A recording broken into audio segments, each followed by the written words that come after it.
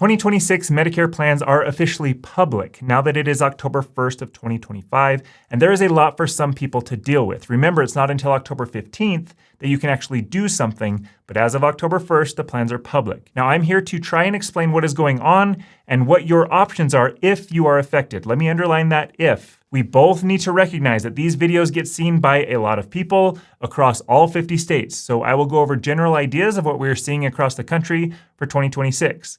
I get a lot of comments from people saying that's not what my plan is doing, and a little life lesson to start this video off, and it's not just about Medicare, but any idea or belief that you may have. You are not everybody, and everybody else does not have to include you. So this video may very well touch on exactly what you are experiencing, or it may not affect you because of where you live, the plan that you're on, or your own personal situation. Now, I'm going to go through these in Medicare alphabetical order. So Medicare A and B for Original Medicare, Medicare Part C, which is Advantage, and Part D, which is drug plans, and then finally with supplement plan updates. Medicare Part A and B will be quick in this video. As of right now, 2026 Medicare premiums are not official. So your Part A premiums, if you don't qualify for premium-free Part A, your Part B premium, deductibles, copays, and IRMA thresholds and amounts are not finalized. There are projections all over out there, and when it comes to Medicare premiums, deductibles, copays, and IRMA thresholds, I don't work on predictions. So I release a video every year on those specifics when they are final.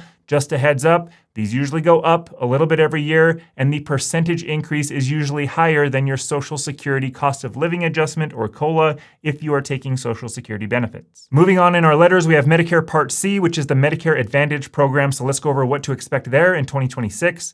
I made a video about how at the time we knew of 1 million people or so who would be seeing their Advantage plan go away for 2026. Since that video was released, that number is now closer to 2 million people. United Healthcare publicized that they would be eliminating certain plans that affected 600,000 or so of their members. These exiting plans are generally pretty focused around certain geographic areas, so not everywhere equally. For example, the insurance company UCare in Minnesota has eliminated their Advantage plans entirely in Minnesota, which will affect over 150,000 members living in Minnesota. Other large insurance companies are eliminating some Advantage plans, again, in strategic locations for those insurance companies. Those in more rural areas, I would say, are more impacted than others. So again, around 2 million people are going to be dealing with these changes. There are about 34 million people on Medicare Advantage plans right now, which means around 5% of those on Advantage plans throughout the country will have their plan eliminated, and they will need to find something new. I go over those steps and your options in detail in the video that, again, it looks like this. This also means that 95% of people on an Advantage plan are not seeing their plans eliminated. However, just because your plan is not eliminated, it does not mean that it is not changing. In general, we are seeing Advantage plans adjust to the cost of healthcare going up and the increase of healthcare utilization. Some ways that this is expressed through Advantage plans is by increasing maximum out-of-pocket limits, having higher copays and coinsurance amounts, shifting the fixed set copay amounts over to a percentage coinsurance arrangement, and reducing or eliminating perks like dental, vision, hearing, over-the-counter dollars, or other benefits. Again, this is not everybody, but it is a significant group of people who are seeing adjustments to their plans. If you have an Advantage plan, you get a letter every year from your insurance company about any changes that are coming to your plan for the upcoming year. This is called an Annual Notice of Change, or ANOC. It should be there to you already. They usually arrive in September, so please review that. If you think that you missed it or you mistakenly threw it away, it should be available to you on your online portal through your insurance company, or you can call your insurance company and have them resend it. If you like your existing plan and the ANOC does not show any significant negative changes, you don't have to do anything. Your Advantage plan will automatically renew.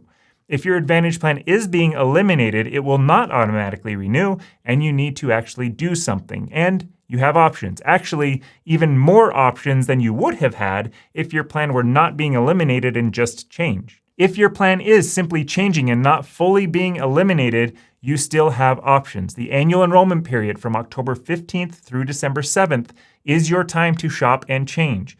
Do not wait until the last minute. If you are working with a broker, use him or her to shop your plans and make sure that they coordinate with your providers. Okay, let's move to Medicare Part D, which would be prescription drug plans.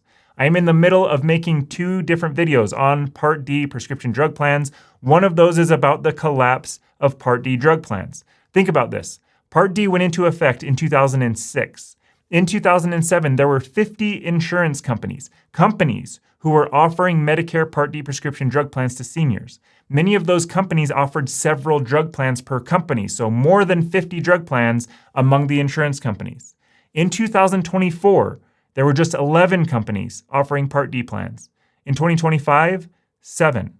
In 2026, there are only 5. Technically 6 because of a hyper-regional carrier, but really just 5 national carriers who are offering Part D plans. That's not the number of plans, that is the total number of insurance companies willing to insure prescription drug coverage for seniors. An 86% decrease in companies willing to step into this arena.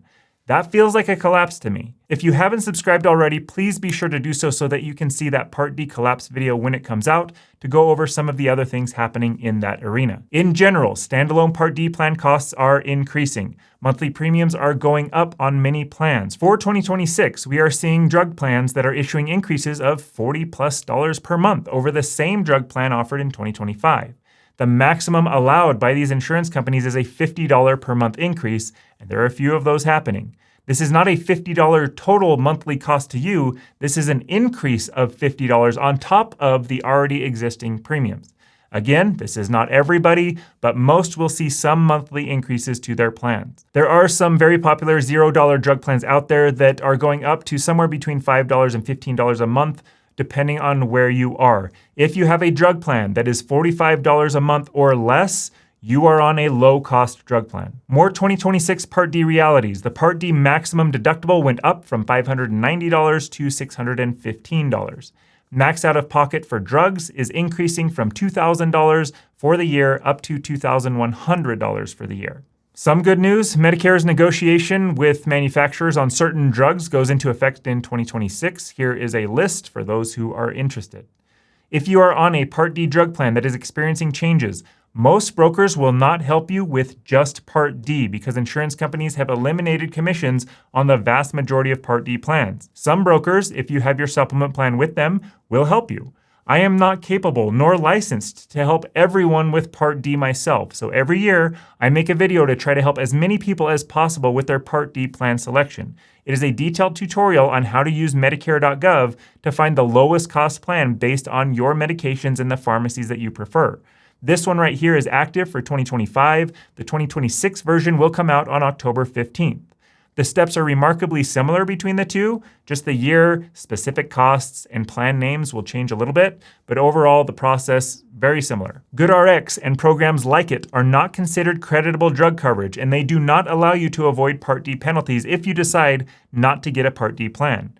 There are some individuals with certain medications who will see lower out-of-pocket costs by leveraging things like GoodRx or Canadian pharmacies as examples.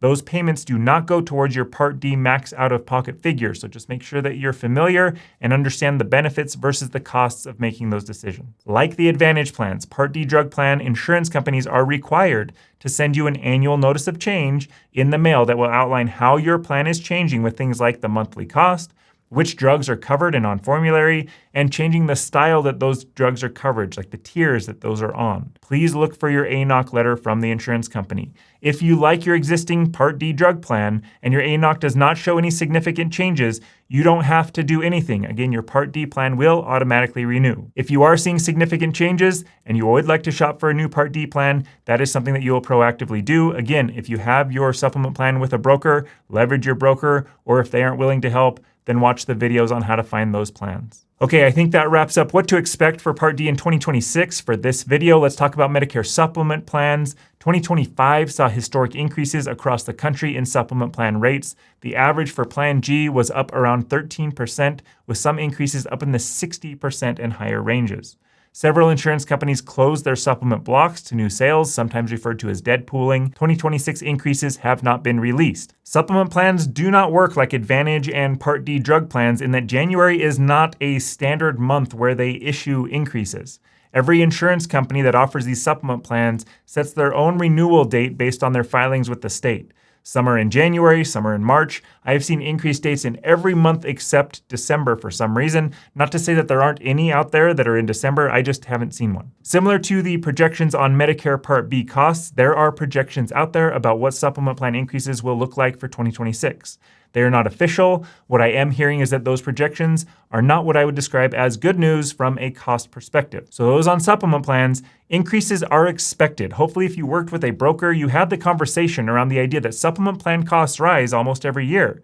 It's just that 2025 was much higher than what everyone has come to expect, and 2026 is projected to follow that trend. Now, I have a Google Sheet where people have submitted their increases across the country that you can check out. The link is in the description. Please watch this video first before you start to use that spreadsheet. This same video goes over what options you have with supplement plans if your costs are getting out of control, and that will all depend on which state you live in.